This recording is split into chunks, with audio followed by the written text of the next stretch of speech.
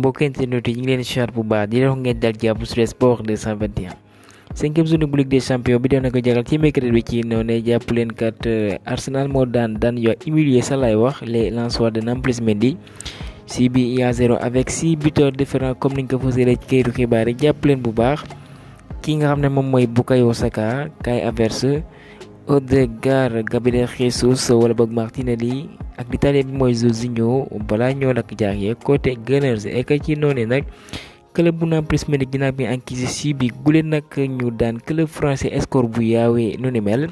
Pour rappel l'international sénégalais bi nga xam ne voilà moom mooy Nampalys Mendy bi am dafay coppe carton jaune moom joué na ba 76 minutes laata muy cédé place am. Le club néerlandais bi mooy PSV Eindhoven dem ñu la ñu remonté ak club espagnol bi nga xam ne moom mooy Séville 3 buts à 2 loolee nag da leen may ñu am seen ticket bu leen may ñu dem ci huitième de finale. Pour rappel Sergio Ramos moom jot na lakk jaax ya kon égalé na kat nombre de buts yi nga xam ne défenseurs yu ci mën ni Roberto Carlos Gerard Piqué jot nañ ko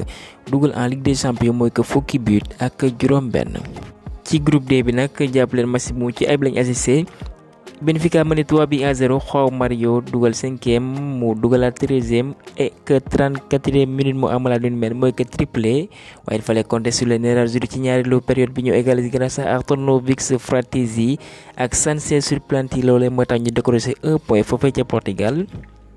ni nga ko fasale ci xibaar mooy que les Néerlandais dinañ jouer première place bi à domicile et que ci groupe D bi face à Real Sociedad. Galatasaray Manchester United dañuy témbo 3 bi partout ci match bu bëri bi lool et que jàpp leen GSB mooy l'homme en forme moo dugal ñaari ko franc et que dire de André Onana bi nga xam ne voilà mooy gardien bu njëkk bu encaissé 14 bi ci phase de poule bu Ligue des champions comme ni nga fasale ci xibaar yi kon ñoom ambition commando nag la ñuy doxalee à domicile face au Bavarois yi dañoo mujj témbo ak Copenhague 0 bi partout ndax ñoom faaw ñu daan club bu allemand boobee pour mën a espérer qualifier li nga xam ne mooy huitième de finale ndax ci poule bi kat voilà jaxasoo na Bayern bi qualifié na ba pare am na 13 points Copenhague 5 points même nombre de points que Galatasaray rek redivisé ñu ngi ci 4e toog bi ak 4 petits points. Real de Madrid di wéyale yoonam ñoom ñooy dalal Napoli daan leen 4 buts à 2 toujours l'homme en forme mu di Bellingham jot na lakk caax yi kon moom mooy nag le premier jour bi am ci 4 premiers matchs avec les Merengues ci joŋante Ligue des champions bu ci nekk jot na lakk caax yi kon vraiment nag moom mi ngi wane kat benn joueur de classe mondiale et que nag benn ndaw la bi nga xam ne Argentin 19 ans la muy Nico Paz aussi ci ñaari mi-temps bi la dugg voilà mu jot a lakk caax yi loolee sax moom mooy voilà 3e biom et que dire de ki nga mooy xosulu bi nga xam ne voilà ci yoon kenn xamee ko moom mi nga xam ne mi ngi jot ay critiques yu bëri heureusement pour lui kenn mooy Bellingham voilà suñu passe décisive moo koy permettre kat mu dugal ek mu yóbbu ko ci supporter yi voilà moom sax jot naa jéggalu ndax kat lim raté ci occasion que dafa yéeme lool kon Real nag voilà fooy trouver solution ci mercato d'hiver bi ñu trouver un attaquant pointe ndax xosulu mi kat li muy wane ni dalul xel pour les Merengues. Excellence ginnaaw gi bañ leen humilier foofee ci Angleterre 6 buts à 0 loolee dafay tax nag France léegi voilà Pays-Bas raw na ko ci classement UEFA mooy que kat ñi nga xam ne dinañ leen jébbal ay place ci joŋante européen yi buñ moyul kat bu fekkee nii lay wéyle kat déwén séntu leen bu baax kat club yi dinañ qualifié Europa League wala boog Ligue des champions du bëri lool actuellement ñu ngi ci 5e toog bi. kuréel bi nga xam ne mooy FIFA voilà au mois de mars lañu fësal nag dinañ dajaloo amal ab vote xool ba xam ci juróom benn ponk yi xam ne bëgg nañ nag ñu copp ko ci wàllum football wala boog ñu indi ko ci defee ñu mën nga cee dugal mooy que kat dañoo bëgg indi expulsion temporaire mooy que kat képp ku jox carte rouge nga toog ab diir laata ngay duggaat ci terrain bi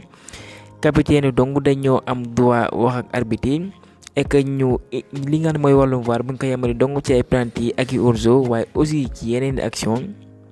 et que parfois gardien dañuy ray temps comme nañ koy waxee mooy que kat ñu yool war bi yëpp 6 secondes loolee kat dañoo bëgg mu dakk ak arbitre bu ñu demee VAR ba noppi kat seen ndogal bi nga xam ne moom la ñuy jël nag voilà ñu wax ko ñëpp dégg ko. Ansu Fati dafa amee gaañu loolee la coach sam fësal ci xibaar yi kon dina toog 3 mois Riyad Mahrez mu ne kontaan na lool doxal foofa ci Al Ahly ak Arabie Saoudite mu ne nag rëccuwul benn yoon li mu quitté Manchester City Bonga. la jamono bi mi ngi wane boppam foofee ci MLS actuellement sax moo ëpp lu mu fa dugal ak 24 buts jàpp leen bu baax nag moom club bi nga ne moom mooy Marseille mi ngi ci ginnaaw bu ñu soxandikoo ci 10 sport waaye du ñoom dong de ndax Al Hilal aussi voilà ñu ngi ut ay xibaar ci joueur gabonais boobe bi nga ma ngay dox ca Los Angeles. Gana Gueye la war a doon après carrière am de footballeur li ngi fësal ci xibaar yi mooy que moom kat voilà ñu koy séntu mu doon entraîneur ndax loolee kat mi ngi ci yoon bi buñ sondikoo ci association anglaise des footballeurs professionnels voilà ñoom nag ñooy fësal xibaar bi ne kii nga mooy Gana Gueye ak le néerlandais benn mooy Armando Danjuma ñoom nag depuis des mois nag ñu ngi ñëw foofee bu ko defee kat ñu suivre benn formation de coaching waaye que dañoo bëgg am licence B de UEFA. kon gaa ñaanal ko bu baax a baax formation boobee en tout cas ñu séntu ko comme fi ñuy séntu entraîneur yu mag yi lu ci mënee Pep Guardiola Ancelotti pourquoi pas ndaxte kat àdduna dafa gudd tànk waaye liñ ko mënal dong de moo ñu ñaanal ko waaye actuellement mi ngi doxal foofee ci Everton